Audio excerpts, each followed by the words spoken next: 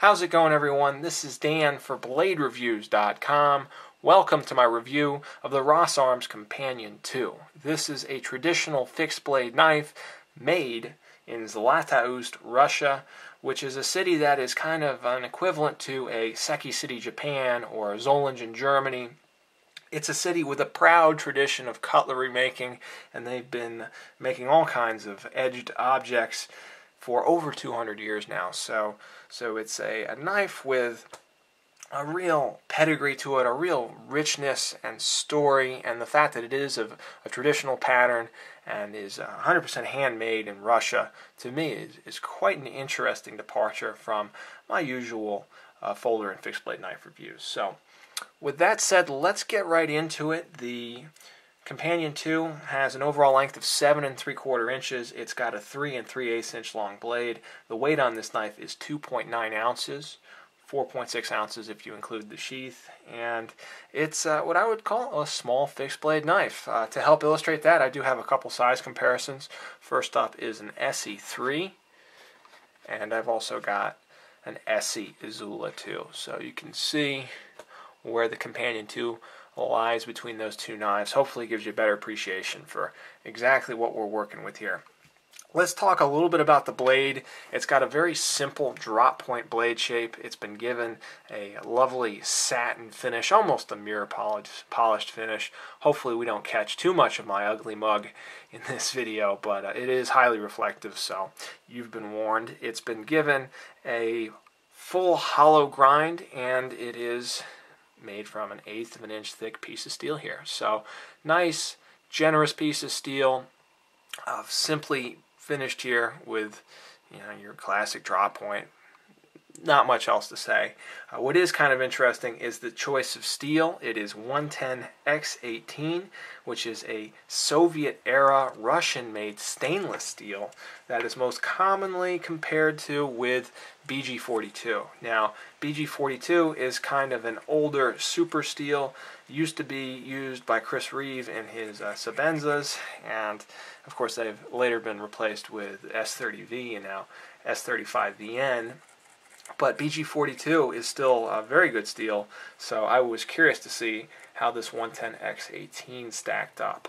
What I did was took this knife out into my backyard and conducted a series of tests, and I started out with a 6-foot length of 3/8 inch thick sisal rope, and I was cutting that rope approximately once every inch, so in the ballpark of 60 to 75 cuts.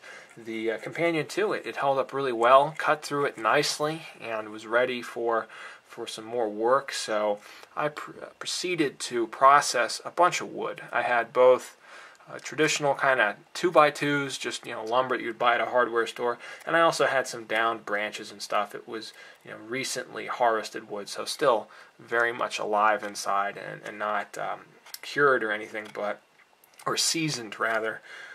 But I figured it was better than nothing, so I was doing a lot of whittling, carving, that sort of thing. I didn't do any chopping or batoning with it, since it is a stick tang knife, and a small one at that.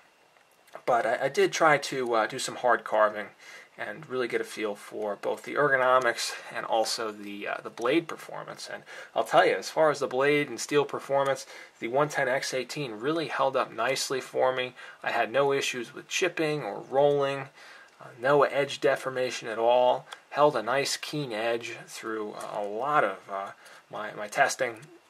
I touched it up after cutting through the rope, but through the wood processing, which is probably a more realistic test of what this knife would be put to in real life, it really had held an edge quite well. So I was very pleased with that. No issues with rust or corrosion either, and I have been storing this knife in the sheath for a couple months now. So, and living in South Florida, that's typically a no-no, and you would run the risk of rusting a knife out, but in this case I didn't have any issues at all, so I got lucky there.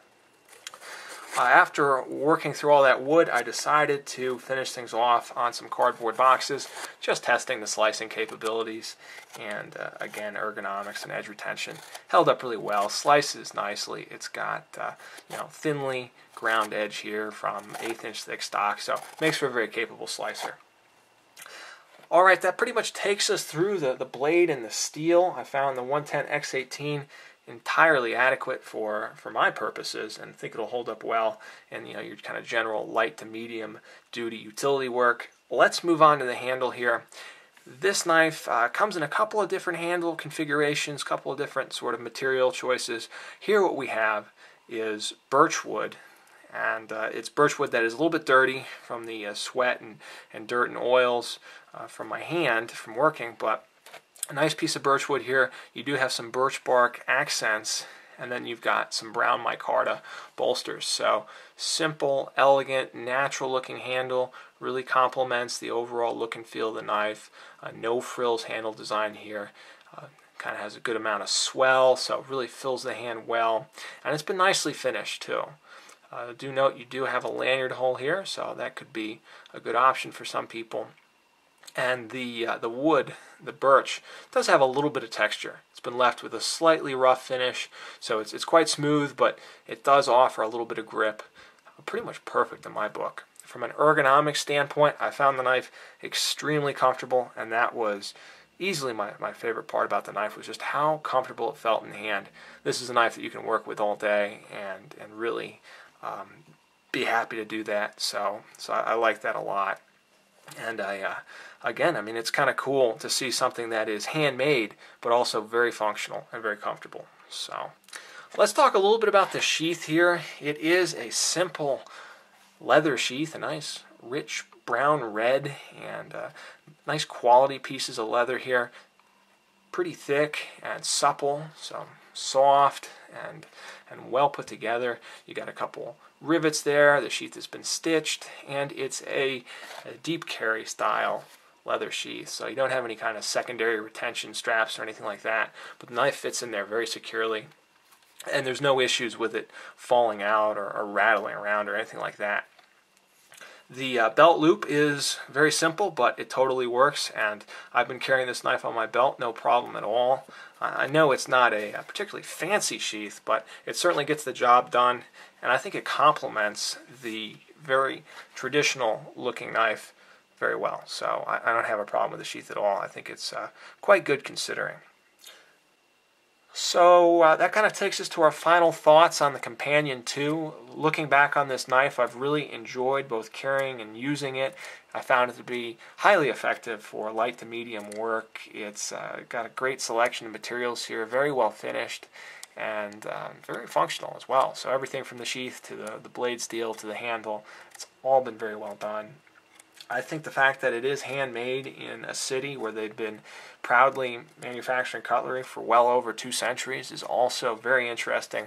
Adds another layer on top of a solid performer, and for some will perhaps push it over the edge and make this a knife that they're going to want to add to their collection. And I would encourage it. I think it's a very nice knife.